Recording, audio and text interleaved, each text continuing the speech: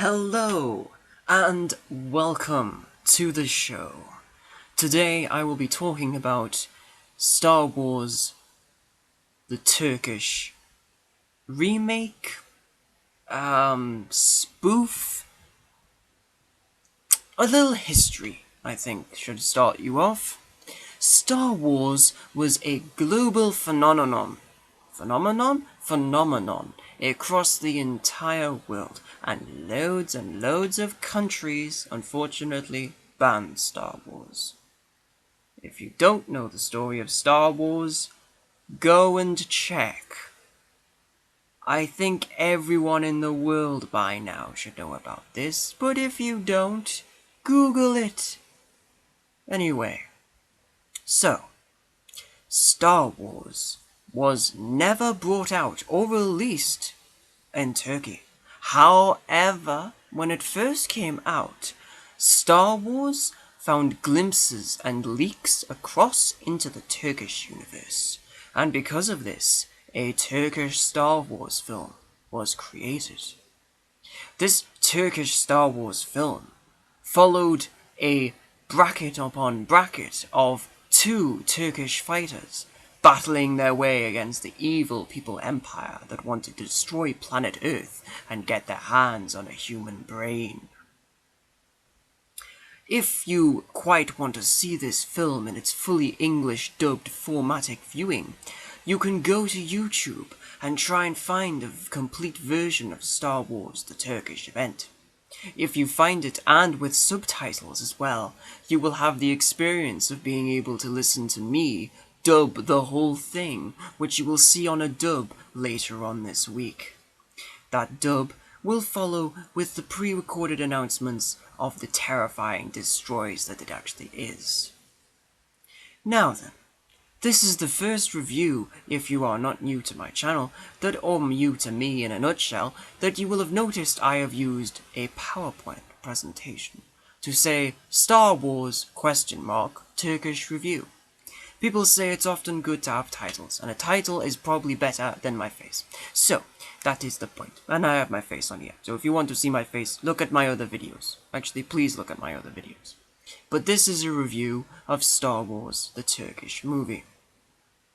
And it's pretty bad. There are certain aspects of this film that I think are a little bit cheesy. I have to say that the beginning is very bad, because it is literally rip off of every single scene that you see. For some reason, two Turkish star pilots are piloting TIE fighters, and they are trying to destroy the planet Earth, which is the Death Star, because they want to get their hands on a brain for their master, who it looks a bit like Darth Vader. In the dub I used a voice that's a bit like Darth Vader's, but you'll see when you see that. And basically, they crash onto this massive planet. And on this planet, that is probably a rip-off of Tatooine, they go Indiana Jones style with the music. Because I don't think they knew exactly what music to use.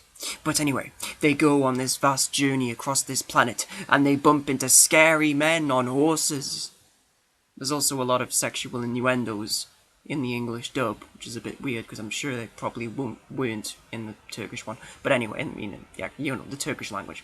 But anyway, as they travel across this brilliant place, they bump across fine heroes that you remember, called Blakun Delain and Vakaista Daka. Some names I can't actually remember. I'm reading these off a piece of paper. But Blakais Vakanda, I can't even say his name. This is how brilliant this is. Blakandis Ritanja. Anyway, this man's name, right? He goes off and searches for his brother and friend, and they come across a nick-off of Princess Leia. She is called Elizabeth. But they come across Elizabeth, and Elizabeth is trying to run away from the big scary man. And together, all three of them decide to join forces and run against the evil man. They manage to get to a spaceport that's actually a cardboard box with holes in it that they've literally put next to a magnifying glass and put a camera in front of it and said that's a place. But how stupid do they think they are? Well, we are. In fact, it's very stupid. The fact is, this entire thing runs at approximately 2 hours and 36 minutes. 2 hours and a half! Yes, 2 hours and a half for the one terrible movie. So, After our friends have decided to get themselves away from the plundering rock of destruction, they decide to travel to a nearby location, which is the cardboard box. Once they get there, they find the help of a recruiting pilot who just seems to know exactly everything about his sources. They go up to the man and ask him gently if they can steal his ship and take it and destroy the man who wants to get the human heart, brain. But it then jumps to the brain guy who wants the brain, and he's like, I want a human brain so I can destroy the Earth. And then it cuts to a shot of the Death Star. The Death Star is supposed to be Earth at this point. I think that's probably the best way to put that. The Death Star is Earth. The Death Star is Earth, and because the Death Star is Earth, he wants to destroy Earth, which is the Death Star. Doesn't make any sense. Anyway, he jumps across the galaxy. He searches far and wide and low, all across this entire space-time continuum, looking and searching for a human brain, but he cannot find one. Until our three heroes, plus the guy that he randomly met in a bar, say, hey, let's do something that actually makes sense for once. And we jump in our spacecraft and we zoom into space. And they go to a rebel base. This is starting to sound a bit more like Star Wars now, right? So, they get to this rebel base, and the rebel master's like, what the hell are you doing here? And they're like, we're here to stop the guy from stealing human brains. And they're like, no, you can't help us. You cannot help us unless you give us money. Reference there to anyone who knows about it. Anyway.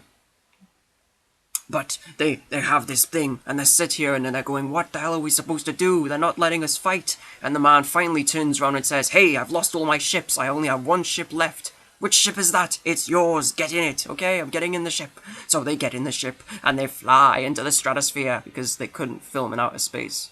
Yeah, but they fly into the sky and pretend it's space by filming it at night time and shoot spotlights on it like it's World War II. Anyway, they're flying around in what looks like they're in blue screen, or they're just playing a big TV behind them that's got Star Wars footage on it like they did at the beginning. But anyway, they're flying into space and they're going, we're going down, I'm going up. I don't like the look of these people. I don't like the look of these people either. It's scary, it's dark, and it's massive, and everything's terrifying.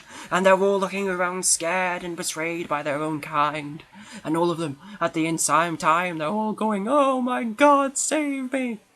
In a magical tryst, Princess Leia ripoff is taken away. Her name's Elizabeth.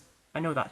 Her name is Elizabeth, and she's picked up by an insane asylum freak show, and she's placed into a cage. And immediately you're like, why is she in a cage when they're in space? How does this make any sense?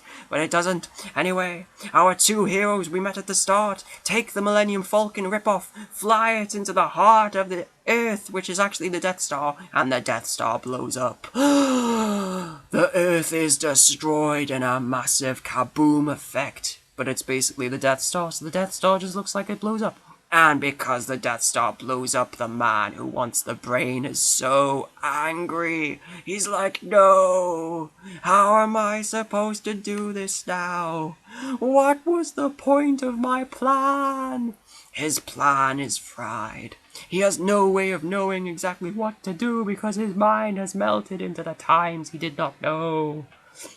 And so, our friends, our three great heroes, one of them's been captured. Our two great heroes we met at the start must go and rescue the princess from the man who wants a brain. So they make a trade. The man says, I will give you my brain if you release the girl. To be honest, it's a stupid trade, but anyway, they do it anyway. And in a flash, he takes out a gun and shoots the man who wanted the brain, and the man who wanted the brain falls to the ground dead. Or so we thought. So, they now take the princess, jump in the Millennium Falcon, and they're off across the galaxy. And the film ends with the man who they thought wanted the brains, who didn't exactly think his plan through very well. He stands up and looks around as the credits start to roll.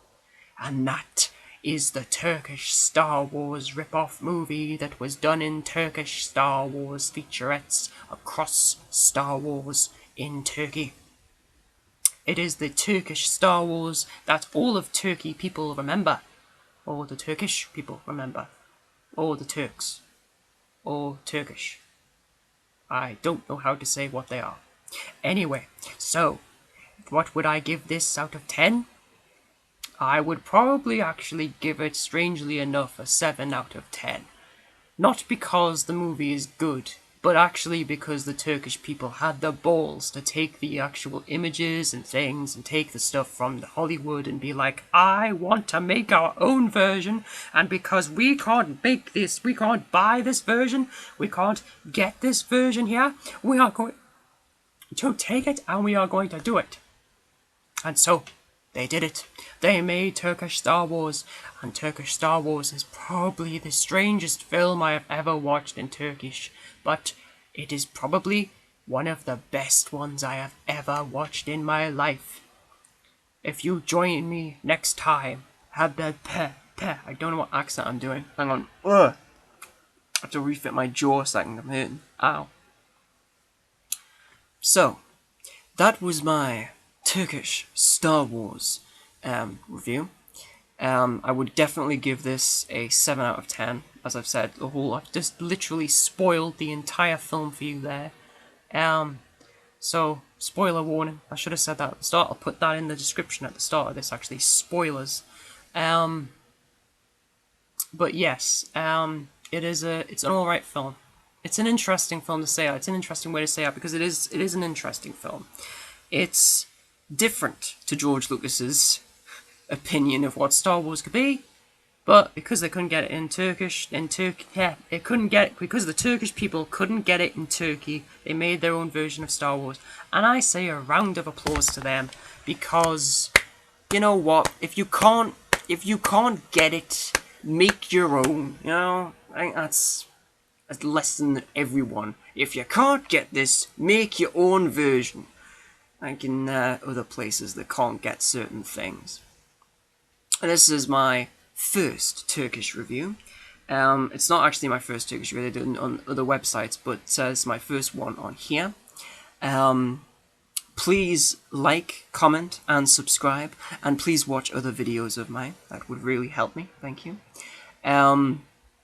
So yes, I have been Peter Reviews. Please join me soon for some more not random stuff, some more reviews. Please join me for some more Please join me for some more reviews, and I will see you on the next review, which is going to be yes, Turkish Snow White and Turkish Wizard of Oz. Thank you for watching. Adios and goodbye.